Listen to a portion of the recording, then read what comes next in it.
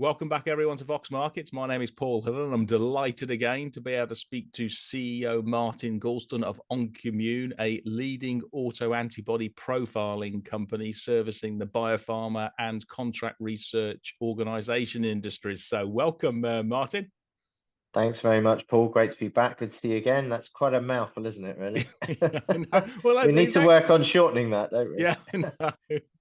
Well, anyway, big congrats on yesterday's inline first half results and continued continued turnaround strategy. But we've always sort of run through that. Let's sort of like unpeel some of the onion, as we talked about earlier on. Can you just remind investors of exactly what the company does, and perhaps use an example? Yes, sure. So, as you said, we're an autoantibody profiling business. What we like to say is that we enable precision medicine, and our customer base is the pharmaceutical industry. Just across the pharmaceutical industry, across the whole of the R&D value chain, where we operate really is at the discovery end, and at the later stage clinical trials end, before a drug gets approved to market. Historically, what we've done is we've been in that late clinical trial approval space, and we've used our technology to basically measure the response of an immune system in a patient to a drug in a trial. And we measure them before they take the drug, so we get a baseline. Then we measure them after they've taken the drug, and then after they've left the trial. And what happens is the response they have to the drug in the trial is then linked to the outcome of the patient. So the patient may finish the trial and be well, fantastic. They may have a serious adverse event, have an issue on the drug, which means they stop. Not great, but we will be measuring their antibody response to the drug in that eventuality. And in the case, sadly, of many oncology trials, then sadly the patients may die. But again, well, regardless of outcome, we will have measured their pattern of autoantibody response before the drug and on the drug. It's that crucial linkage of that information to the outcome information that enables the pharmaceutical company to say, so patients that exhibit that pattern of response in their autoantibody tend to go on to develop this serious adverse event or tend to have a good outcome. And what we can do is then use that information at the next clinical trial to either stratify the patients to go into that trial and be successful, which helps enrich the trial, for want of a better word, or we can use it to try to spot those patients that might encounter problems in the trial before they happen, so that those problems can be managed proactively. In the case of, an example would be with immuno-oncology therapy or CAR T therapy. There is a condition that patients can get on CAR T therapy called CRS, or cytokine storms. And really it's where the immune system becomes overactive, hyperactive, and it can cause enormous problems for the patient medically. Being able to spot that in advance and manage it has a twofold advantage to the pharmaceutical sponsor on the trial. One is obviously the patients do better, and the patients have a better outcome. But also, it could be a sign the drug is working well, and hopefully it gives them a better response overall. So it's a double whammy. It's very, very valuable to the pharmaceutical industry and companies. And our approach seems to be one approach that could lead to a better understanding of the patients that might go on to develop that into that problem. Yeah. So if basically I'm somebody like Roche, etc., and I'm developing a new drug, etc., and I put it into a person's body, because you're taking specifically on the sort of precision medicine, it will help me, as I am, Roche, to predict and to monitor side effects as well as the positive therapeutic benefits. So if you've got, you've put a vaccine in there, then to see the benefits of the immune system, and you could also see the side effects of that drug. Plus, obviously, when you choose that particular patient, they can use that for sort of the clinical trials, the stratification, if that person is going to be responding well to the treatment or responding poorly to the treatment, and then you sort of like size that to get better, presumably, trial results for then the regulators to approve. Yeah, and another regulatory related reason for using our technology in a trial setting is to work out the mode of action of the drug. How is the drug working? So regulators are very keen on that these days, because they need to understand biologically what the drug is doing, so they can understand them for themselves what the side effects of the drug might be, or the risks of taking the drug might be, and also why it might work. Yeah. And so by using our platform, you can also understand the mode of action of the drug. So sometimes customers might come to us having run a clinical trial and had a result they weren't expecting, and they have a hypothesis that part of the driver of the result they weren't expecting was the immune response. Then they come to us to say, can you run the samples retrospectively for us and spot any odd patterns of expression or behavior in the immune response in those patients that might help us to explain what's gone wrong, what's happened here. Yeah. And I'm guessing sort of precision medicine is a major sort of secular growth driver in the sort of biopharma industry, isn't it? It's sort of like tailoring the actual particular treatment to the individual.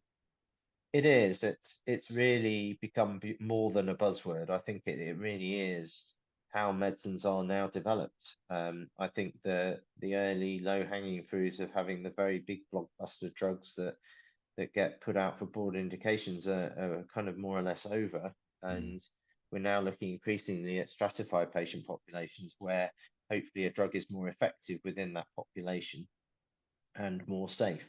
Yeah. And most drugs being developed now have some kind of precision medicine approach attached to them.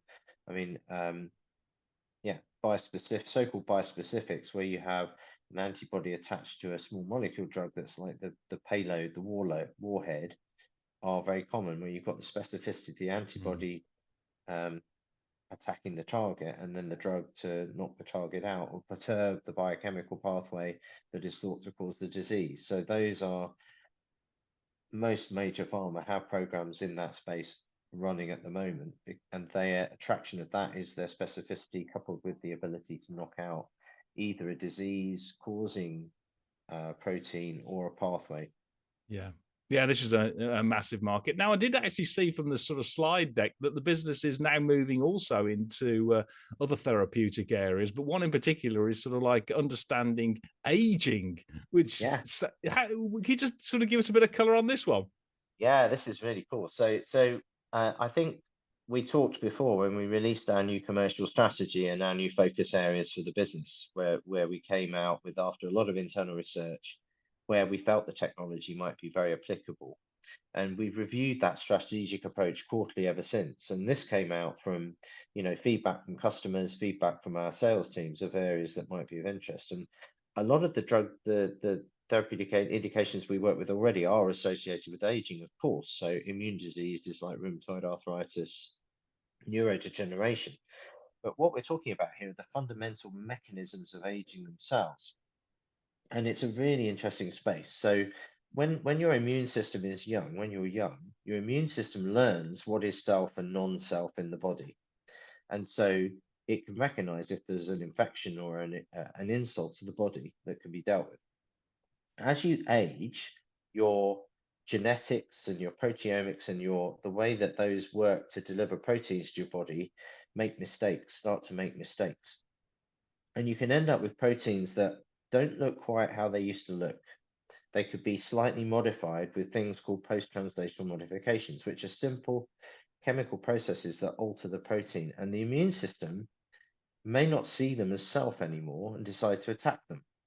And it's thought this could be a mechanism behind some of the autoimmune diseases we see. Now, the chemical transformation that could mimic those post-translational modifications are relatively simple to do. And our hypothesis is if we take our 9,000 antigen library and we treat that library in such a way that we mimic those post-translational modifications, we're producing aged proteins that could be in the body that have naturally aged. We would then be able to pick them up. So we'd be able to pick up the autoantibodies reacting to those proteins in the body. So we could mimic or build a panel of age-related biomarkers associated with the mechanisms of aging, either in specific diseases or more generally. And that's really exciting. And weirdly, once we came up with this hypothesis and we started to socialize it a bit, we've had two companies independently come to us asking us to do just that, to apply translation modification approach to our library to look for some of these specific markers. So that for me is a really interesting, scientifically very interesting piece of work and a new commercial direction for us as a business. So I think could be interesting. Yeah, I would agree. And then just in terms of sort of the sort of total industry demand picture, obviously we went when the Federal Reserve and the Bank of England increased interest rates, it sort of put a bit of a brake on a lot of these sort of development programs. How, just more broadly, is the industry sort of like, progressing its sort of discovery and its drug development? So there's been no doubt there's been a slowdown in investment in biotech. New biotechs being formed were down last year compared to previous years. Obviously, the number of IPOs almost stopped. Um, so, and large pharma itself has been going through some pretty big R&D reorgs that have slowed down decision-making processes.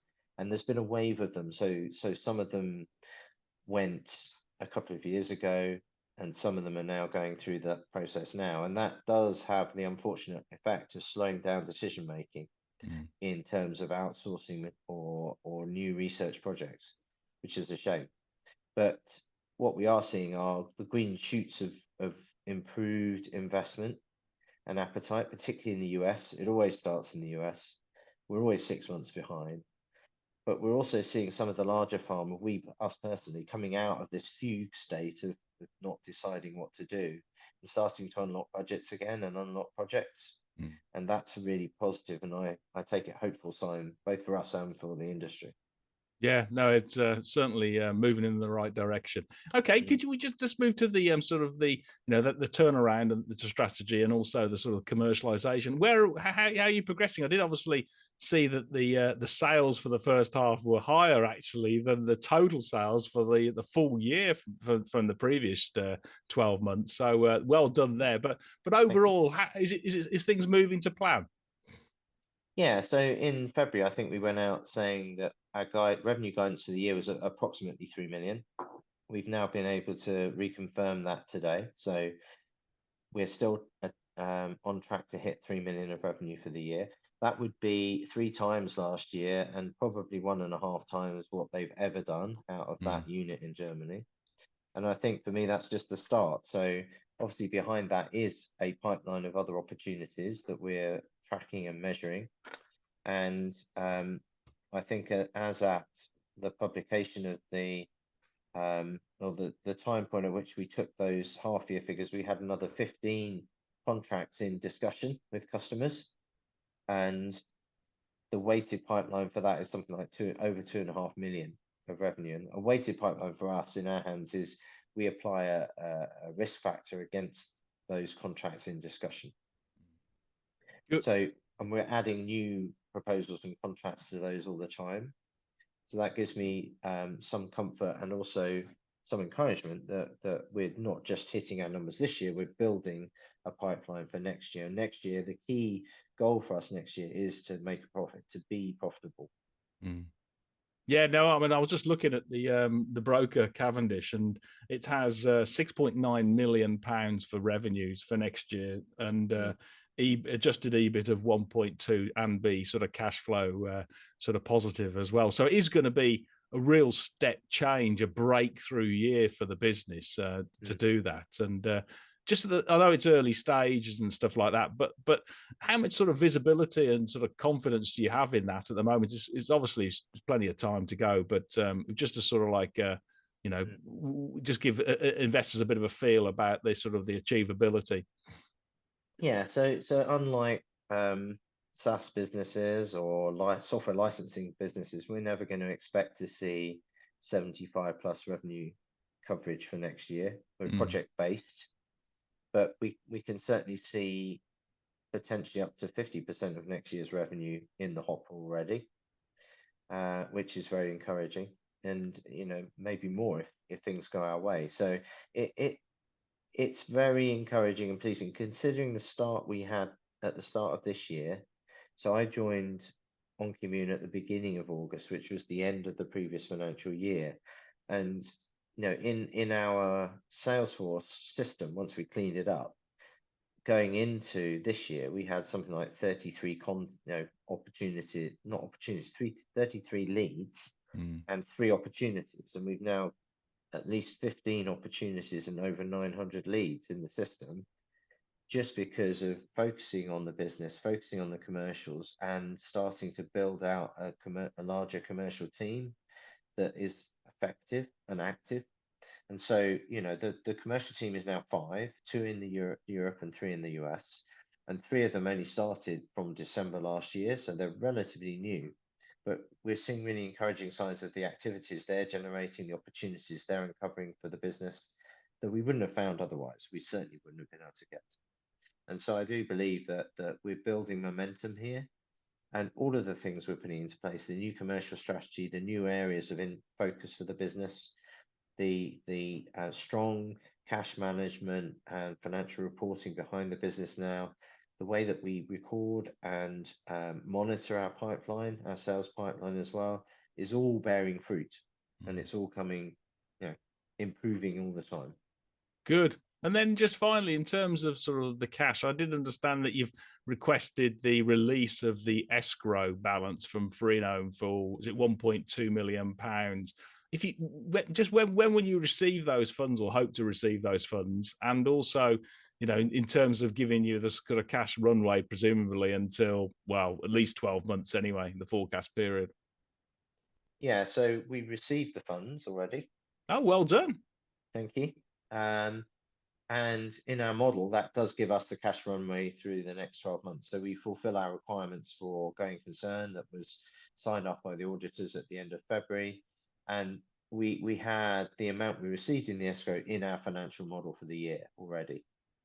So, but, cash is king. And, what would be nice would be able to do more, to really do more to accelerate the commercial traction we're seeing, and to accelerate things like our marketing efforts, our PR efforts, all of which are fairly constrained at the moment by our budget profile, even with this escrow money. So never say never. I mean, it would be interesting. It would be good to have some more money to be able to do some of those things and help accelerate our sales even further. Yeah. Okay, good. One thing I'll leave you with, the beginning of next month in early June, we'll be at the Bio Conference in San Diego. It's the largest biopartnering conference in the world. 20,000 people, 50,000 people, but probably 10,000, 20,000 in the partnering stream alone. We're taking the whole commercial team out. I'm on a panel with 2 big pharma companies and a leading academician, talking about the importance of autoantibody research and showcasing some of the projects we worked on as a company, both with the academician, but also with the pharma companies. And I'm really super excited about that. And I'm guessing sort of, again, big picture, the momentum now in the business is really sort of coming through, isn't it? With the, as you say, with that sales team, sort of like getting getting more leads and building that pipeline. And I guess the confidence and the sort of the excitement around the business is increasing. It is, and it's a really nice feeling, and it's a testament to the hard work of everybody involved. I mean, it really is. I mean, everybody's worked really, really hard behind the scenes on this. We've worked as an SLT really hard to put into place all of these things. So it's very pleasing to see some of the success that we deserve coming through.